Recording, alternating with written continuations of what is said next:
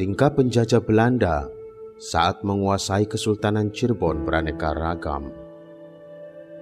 Kadang menampakkan persahabatan, juga di lain waktu menampakkan wujud aslinya, yaitu serakah, licik, dan tentunya sangat kejam. Salah satu tingkah penjajah Belanda yang terbilang licik adalah rencana pengeboman pada makam Sunan Gunung Jati. Bagi masyarakat Cirebon, Sunan Gunung Jati adalah sosok yang tiada duanya, sebab beliau merupakan leluhur dan Sultan Cirebon pertama, sekaligus juga wali Allah yang tergabung dalam Wali Songo yang mendakwakan Islam di Pasundan. Sehingga kedudukan Sunan Gunung Jati bagi masyarakat Cirebon amat sangat begitu dihormati.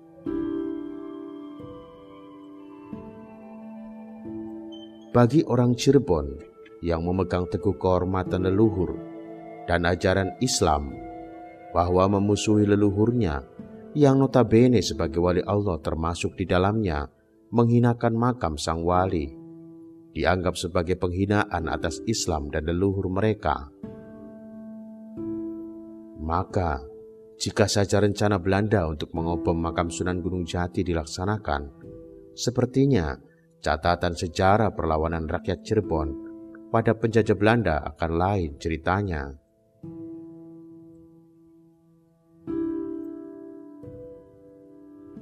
Dipahami secara sepintas, memang sepertinya rencana Belanda untuk mengobom makam Sunan Gunung Jati di penghujung tahun 1818 Masehi adalah rencana terbodoh selama Belanda menjajah Cirebon. Akan tetapi, jika dipahami secara mendalam, rencana pengeboman makam Sunan Gunung Jati pada hakikatnya merupakan strategi licik Belanda yang terbukti efektif dalam memadamkan pemberontakan di Cirebon yang berlarut-larut.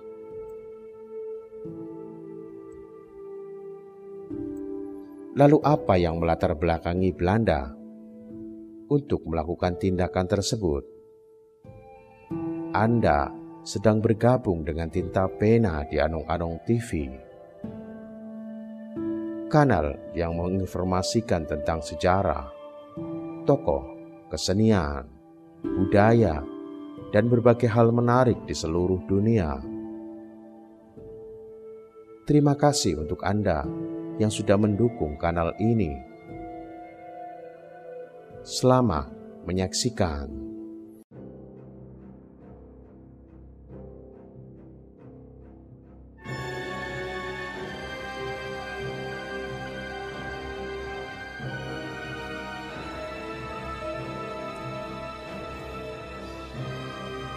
Memasuki abad ke-19 awal, yaitu dari mulai tahun 1802 hingga 1818, di wilayah Kesultanan Cirebon meletus pemberontakan besar yang menguras keuangan pemerintah kolonial Belanda. Pemberontakan yang dipimpin oleh Ki Bagus Rangin pada tahun 1802 sampai 1812, dan pemberontakan yang dipimpin oleh Ki Bagus Jabin dan Ki Bagus Serit pada tahun 1816 sampai 1818 kerap melancarkan aksi-aksi mematikan yang merugikan pihak Belanda.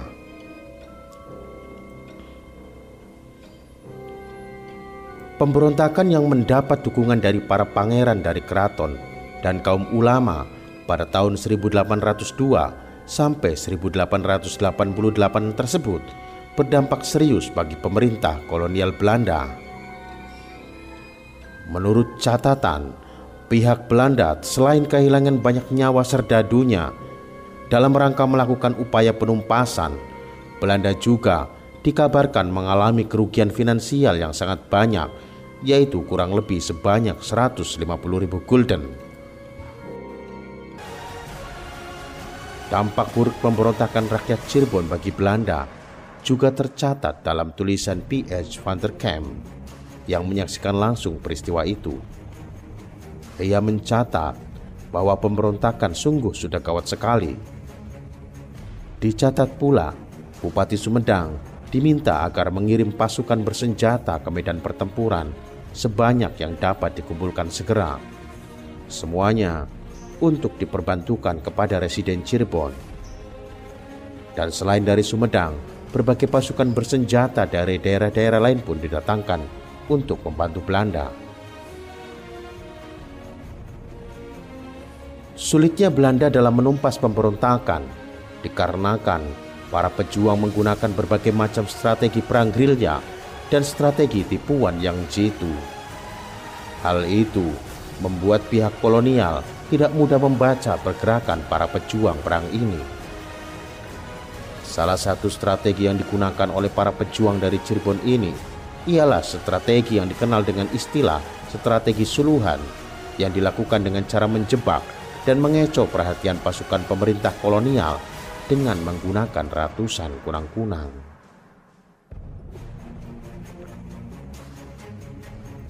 Akibat pemberontakan yang dilancarkan rakyat Cirebon, pada tahun 1806, Nicholas Engelhard, seorang gubernur pantai timur laut Jawa yang ditugasi untuk mengatasi permasalahan tersebut, mendapati aktivitas di Cirebon terhenti. Banyak abdi dalam keraton yang keluar dan bergabung dalam gerakan perlawanan. Selanjutnya, dalam laporan Residen Servatius pada tahun 1817 disebutkan bahwa selama gerakan perlawanan tahun 1806, penduduk telah membakar semua pabrik gula serta membinasakan tanaman tebu. Sementara itu, menurut Tendels, korban jiwa akibat gerakan perlawanan itu kira-kira sebanyak 1/5 jumlah penduduk.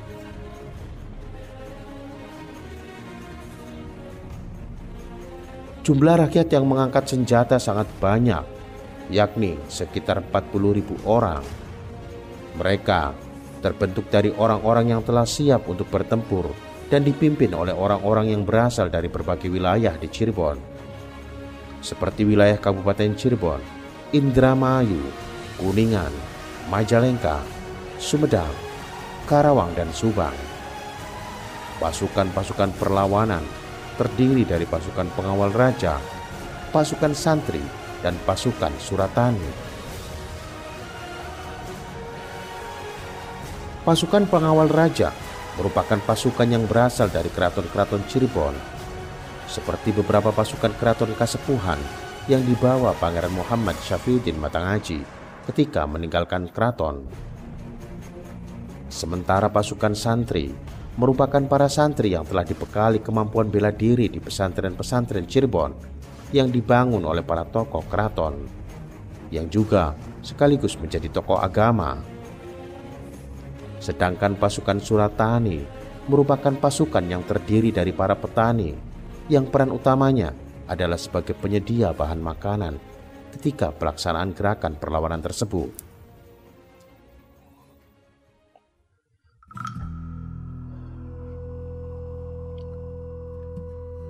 Karena gerakan perlawanan rakyat yang begitu masif dan tidak mau diajak berunding, akhirnya Simpton Hendrik Ross dan Letnan Kolonel Gauff selaku komandan ekspedisi memutuskan untuk menyelesaikan pemberontakan tersebut dengan senjata dan pasukan yang besar pula sebelum pemberontak mencapai kota. Pasukan Belanda dan pasukan kerajaan yang berada di bawah kendali Belanda semuanya dikerahkan. Para sultan dan bupati yang daerahnya terletak di sekitar daerah pemberontakan diperintahkan untuk mempersiapkan dan mengirim pasukannya guna menghentikan pemberontakan. Pasukan dari Sumedang dan Cirebon ditugaskan untuk mengepung daerah perlawanan dari arah timur dan selatan dengan membangun markas di Darmawangi dan Tomo serta menjaga daerah sepanjang Sungai Cimanuk. Sementara pasukan dari Subang dan Karawang ditugaskan untuk mengepung dari arah barat dan utara. Setelah peristiwa pengepungan itu, para pejuang menghentikan gerakan perlawanan untuk sementara. Selanjutnya, Engelhard mencoba untuk mengajak rakyat berunding kembali dengan mengirim beberapa utusan. Melalui para utusan tersebut, para tokoh perlawanan dapat berkomunikasi dengan Engelhard melalui surat. Akhirnya, pada tanggal 7 Agustus tahun 1806, terjadi perundingan. Dengan beberapa kesepakatan, diantaranya adalah pemerintah Belanda akan memperbaiki keadaan rakyat dan orang Cina tidak akan diperbolehkan lagi tinggal di pedalaman Cirebon, serta para pemimpin pemberontak harus menyerahkan diri sebelum tanggal 17 Agustus tahun 1806. Sebelum tanggal yang ditetapkan, banyak pemimpin perlawanan yang menyerahkan diri, namun tidak dengan Ki Bagus Srangin. Dia tidak mau menyerah, berjuang untuk rakyat.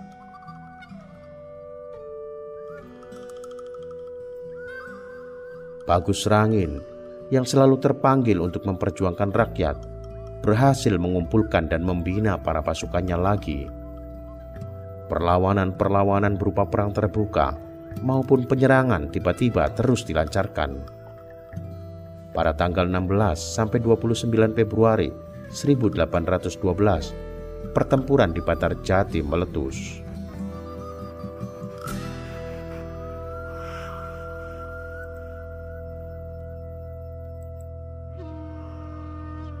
Dalam pertempuran itu, pasukan Bagus Srangin dipukul mundur dan berhasil meloloskan diri.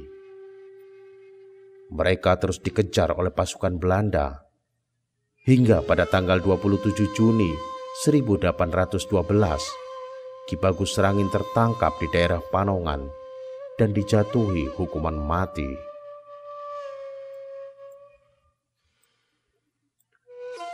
Setelah tertangkapnya Bagus Srangin, perlawanan berhenti sementara hingga kemudian muncul kembali pada tahun 1816 sampai 1818 yang dipimpin oleh Bagus Jabin, lalu oleh Bagus Serit.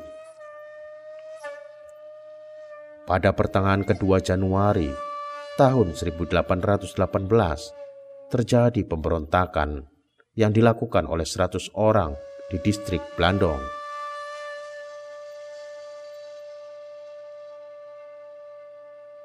Akibat serangan itu, Demang Among Pances sebagai kepala distrik Blandong bersama juru tulisnya dibunuh.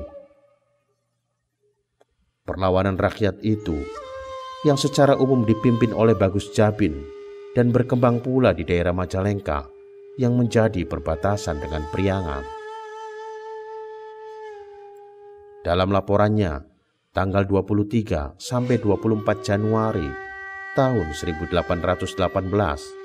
Servatius mengatakan bahwa para pemberontak mendobrak penjara Palimanan dan membebaskan rekan-rekan mereka yang dipenjara, serta membakar jembatan-jembatan. Setelah memperoleh laporan pertama tentang munculnya perlawanan itu, Servatius segera mengutus Raden Adipati Nitidiningrat dan Prudan. Masing-masing adalah Bupati Bengawan Wetan dan Opsiner Kehutanan Banyaran. Mereka diutus untuk pergi ke daerah yang melakukan perlawanan sebagai pendamai.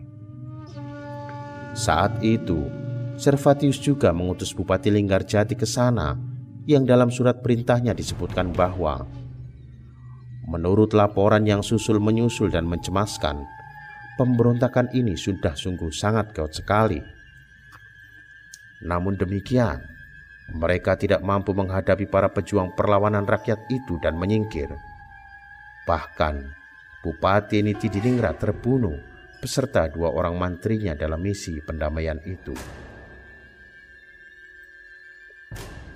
Tak hanya residen Cirebon, setelah mengetahui peristiwa perlawanan tersebut, residen Priangan, yakni Van Wotman, segera berangkat menuju perbatasan untuk melindungi gudang-gudang kopi di Tomo dan Karangsambung,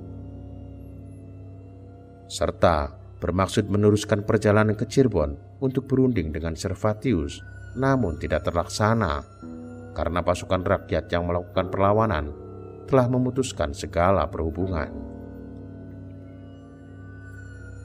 Di samping itu, wali negara pun memberi perhatian yang cukup besar terhadap permasalahan ini.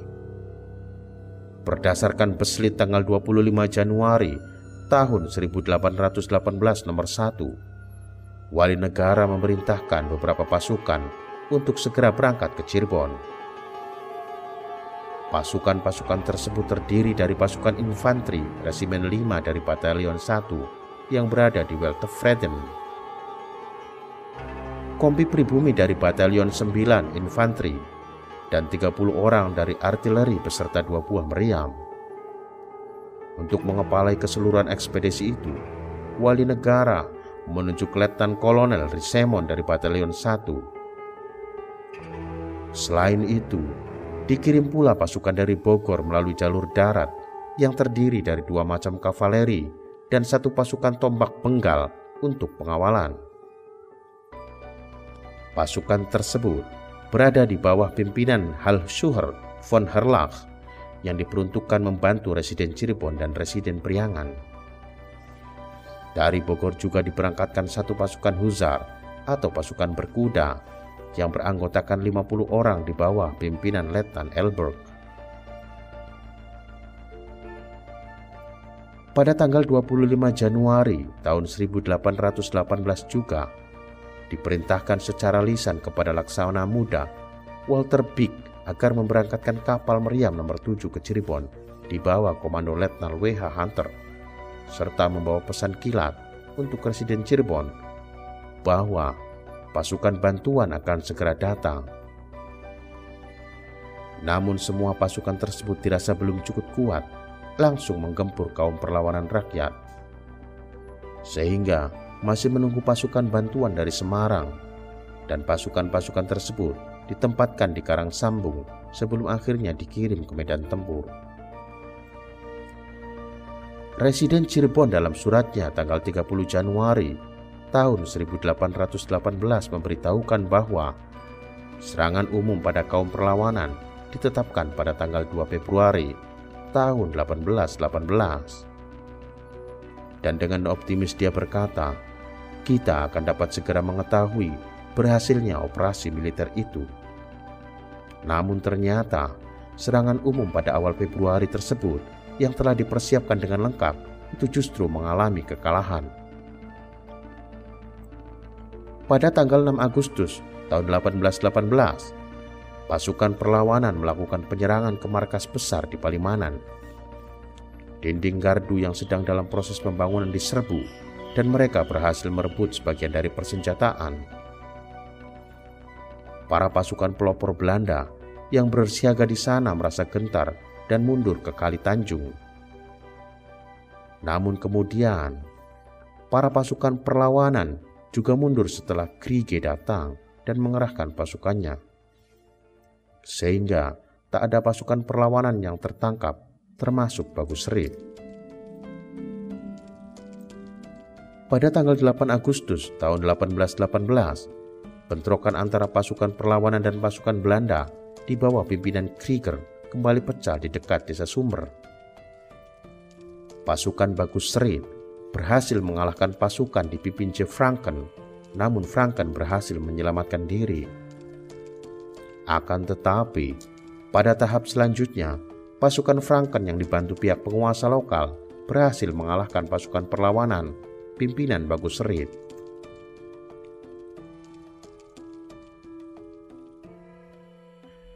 Pada saat itu juga, Ki Bagus Serit ikut tertangkap.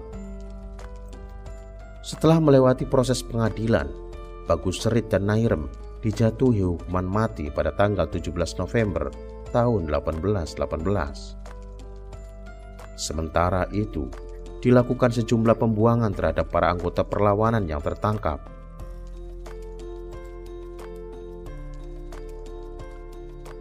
Berdasarkan Beslit tanggal 12 Desember tahun 1818 nomor 6, 14 orang tahanan dikirim ke Banda untuk bekerja seumur hidup di perusahaan pemerintah.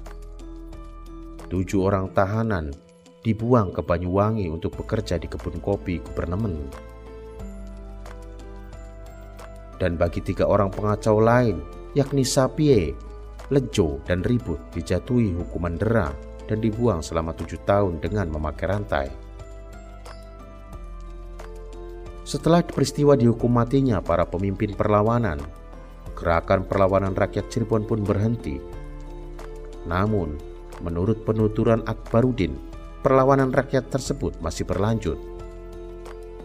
Perlawanan setelah peristiwa tahun 1818 benar-benar baru terhenti setelah Belanda mengancam akan mengebom makam Sunan Gunung Jati. Oleh karena itu, menurutnya, karena perlawanan berhenti, maka Belanda mengurungkan niat pengeboman pada makam Sunan Gunung Jati. Demikian untuk kisah hari ini. Sampai jumpa di edisi selanjutnya. Salam Meduluran.